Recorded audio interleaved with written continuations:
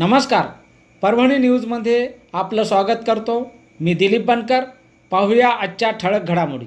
परभणी दिनांक 4 ऑगस्ट 2024 रोजी मुस्लिम आरक्षणासाठी सुरू असलेल्या उपोषणास नॅशनल कॉन्फरन्स फॉर मायनॉरिटीजच्या वतीने मराठवाडा प्रेसिडेंट अब्दुल बशीर माजिद यांनी पाठिंबा दिला आहे। यावेळी नांदेडवरून मराठवाडा प्रेसिडेंट अब्दुल बशीर माजिद, प्रोफेसर जुबेर खान, सिद्दीक तांबोळी, मोहम्मद अझरुद्दीन यांनी नांदेडवरून येऊन पाठिंबा दिला आहे। परभणी मुस्लिम समाजास मुख्य प्रवाहात आणण्यासाठी त्यांना आरक्षणाची नितांत गरज आहे। त्याच अनुषंगाने परभणी येथील सकल मुस्लिम समाजाच्या वतीने साखळी उपोषण सुरू करण्यात आले आहे। सदरील उपोषणास नॅशनल कॉन्फरन्स फॉर मायनॉरिटीजच्या वतीने जाहीर पाठिंबा देण्यात आला आहे। यावेळी नॅशनल कॉन्फरन्स फॉर मायनॉरिटीजचे मराठवाडा प्रेसिडेंट अब्दुल बशीर माजिद, प्रोफेसर जुबेर खान, सिद्दीक तांबोळी, मोहम्मद अझरुद्दीन आदींनी पाठिंबा दिला आहे। सच्चर समितीच्या अहवालानुसार मुस्लिम समाज हा अति मागासलेला आहे। तसेच मुस्लिमांना अल्पसंख्याक म्हणून घोषित करण्यात आले। सामाजिक, शैक्षणिक, राजकीय आरक्षणाची गरज आहे।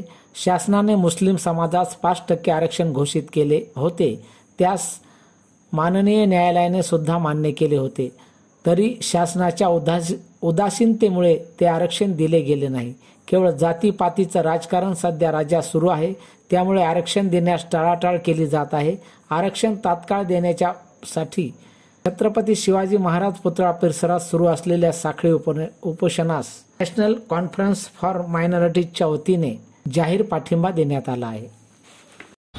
आज सकल मुस्लिम समाज परभनी की तरफ से जो धरना एजुटेशन यहाँ पर दिया जा रहा है, हमारी टीम मराठवाड़े की नेशनल कॉन्फ्रेंस फॉर माइनॉरिटी की तरफ से जो आई है, उस टीम का भी मैं शुक्रिया अदा करता हूँ कि अलग अलग जगहों से लोग जमा होकर यहाँ पर परभनी में आए हैं। और परभनी की टीम का भी मैं तहे दिल से शुक्रिया अदा करता हूँ कि उनका ये अज़्म देखकर हम लोग वहाँ से यहाँ तक पहुँचे हैं। पिछले 4 महीनों से मराठवाड़े की पूरी टीम नांदेड़ जिले के एक तालुके का दौरा कर चुकी है मुस्लिम रिजर्वेशन को लेकर। हम लोग मुस्लिम रिजर्वेशन की बात करते हैं, लेकिन जिस तरीके से हमको प्रशासन के पास और सरकार के पास जाना चाहिए, उसमें हम कम पड़ जाते हैं। उसकी वजह सिर्फ एक ही है कि आज जो मुसलमान के हालात है, चाहे महाराष्ट्र में हो या पूरे भारत देश में, उन हालात को देखते हुए कई ऐसी रिपोर्टें आई हैं। सबसे पहले रिपोर्ट आई है रंगनाथन मिश्रा की, जो 2004 में गठित हुई थी, और उसकी रिपोर्ट उन्होंने पेश की 2007 में। यानी कि 3 साल उन्होंने मुसलसिल स्टडी कर अपनी रिपोर्ट सरकार को पेश की। रंगनाथन मिश्रा एक chief justice of India, former chief justice of India थे, बहुत ही काबिल आदमी थे। उनकी टीम भी बहुत काबिल थी और उन्हें बहुत सारी बातें ऐसे बताई सरकार को कि मुसलमानों के आज क्या हालत है। फिर उसके बाद दूसरी रिपोर्ट आई सच्चर कमेटी के नाम से, जो सच्चर कमेटी की रिपोर्ट तब के यूपीए के हमारे प्राइम मिनिस्टर मनमोहन सिंह ने एक समिति गठित की थी। राजेंद्र सच्चर, जो chief justice of high court के दिल्ली के जो जज थे, उन्होंने ये रिपोर्ट पेश की 2007 में, और उन्होंने 76 रिकमेंडेशंस किए थे, 76 रिकमेंडेशंस फॉर मुस्लिम रिजर्वेशन। तो ये 76 रिकमेंडेशंस क्या थे, ये भी हमको पढ़ना चाहिए, तब जाकर के हम सरकार के सामने पुख्तगी से बता सकते हैं कि जो है हमको रिजर्वेशन क्यों चाहिए। और उन 76 जो रिकमेंडेशंस थे, उसमें से केंद्र सरकार ने 72 रिकमेंडेशंस को मंजूर की। उसके बाद 2008 में महाराष्ट्र शासन ने, जब प्राइम मिनिस्टर हमारे चीफ मिनिस्टर विलासराव देशमुख थे, उन्होंने एक समिति गठित की थी, खास तौर से मुसलमानों के महाराष्ट्र के क्या हालात है ये बताने के लिए। 2013 में डॉक्टर महमूदुर रहमान, जो IAS ऑफिसर थे, और उसमें कई IAS ऑफिसर्स और IPS ऑफिसर्स की टीम थी, और TISS के जो Tata institute of social sciences के कई प्राध्यापक के साथ इन लोगों ने ये रिपोर्ट पेश की 2013 में। महमूदुर रहमान जो है कि एक IAS ऑफिसर थे, बहुत ही काबिल आदमी थे, पद्मश्री से उनको जो है नवाजा गया था। तो इतनी बेहतरीन रिपोर्ट उन्होंने पेश की मुसलमानों के क्या हालात है आज के। उसमें उन्होंने बताया कि 60% जो महाराष्ट्र के मुसलमान हैं वो बिलो पॉवर्टी लेवल है, यानी कि दारिद्र्य रेखा काली जिसको मराठी में बोलते हैं, 60% से ज्यादा। और महाराष्ट्र के जो मुसलमान हैं सिर्फ 4% महाराष्ट्र के मुसलमान सरकारी नौकरियों में है, चाहे वो स्टेट गवर्नमेंट की नौकरी हो या सेंट्रल गवर्नमेंट की नौकरी हो। तो ऐसे हालात उन्होंने एक सेंटेंस उसमें लिखा है। डॉक्टर महमूदुर रहमान अलीगढ़ मुस्लिम यूनिवर्सिटी के वो वाइस चांसलर भी जो है रह चुके हैं।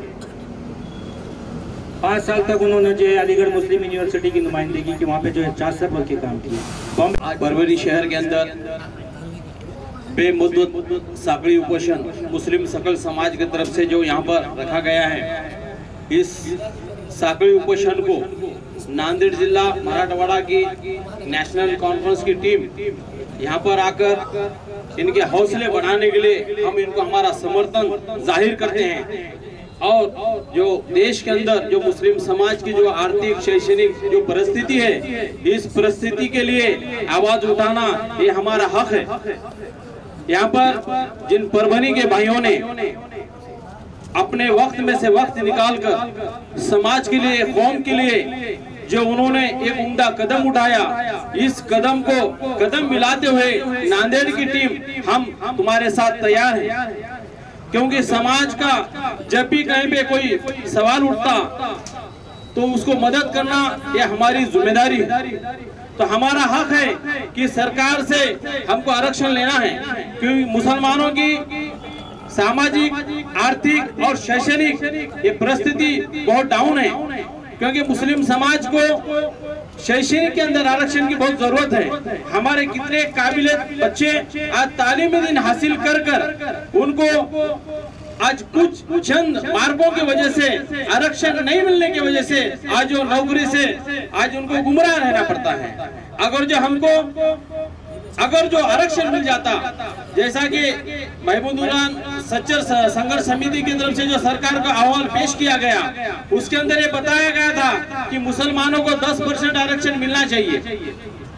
जहां तक जो सरकार ने मुसलमानों को आरक्षण देने का आश्वासन दिया था, जब भी इलेक्शन आते हैं कुछ पार्टियां मुसलमानों को गुमराह करने के लिए आरक्षण के मुद्दे भटकाने का काम करते हैं।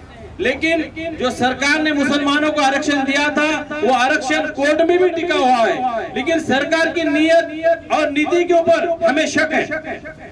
जब तक सरकार अपनी नीयत और नीति साफ नहीं करती मुसलमानों के बारे में, तब तक हमको न्याय नहीं मिलता है।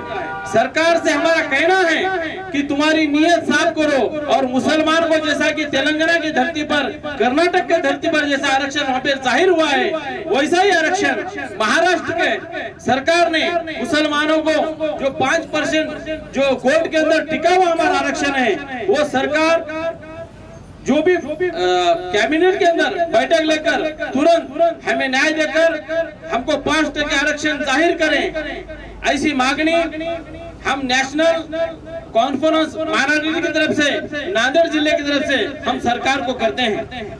यहाँ पर जो हमारे भाइयों ने जो बेमुद्दत साकड़ी उपोषण, जब तक हमको आरक्षण नहीं मिलता तब तक ये चलाने की जो यहाँ पर एक ठहराव इन्होंने बैठक के अंदर तय किया है, उसको नांदेड़ जिले की टीम हम आपके साथ हमेशा के लिए तैयार हैं। और तमाम मुसलमान भाइयों से मैं ये गुजारिश करना चाहता हूं, जब तक सोया हुआ समाज प्रगति नहीं कर सकता, इसलिए जागने की जरूरत है। बाबा साहब आंबेडकर ने बहुत अच्छा कहा है, शिका संगठित हुआ आणि संघर्ष करा। जब तक हम तालीमी दिन हासिल नहीं करेंगे, तालीमी दिन हासिल कर हम संघर्ष नहीं करेंगे, और संघर्ष कर जब तक हमारी आवाज नहीं उठाएंगे, तब तक ऐसा कोई सरकार तयार नहीं है की तुमको घर बैठे आरक्षण देने के लिए। आणि याचबरोबर हे बातमीपत्र संपलं। पुन्हा भेटूया पुढील बातमीपत्रात. शहरातील ताज्या घडामोडी जाणून घेण्यासाठी पाहत रहा परभणी न्यूज.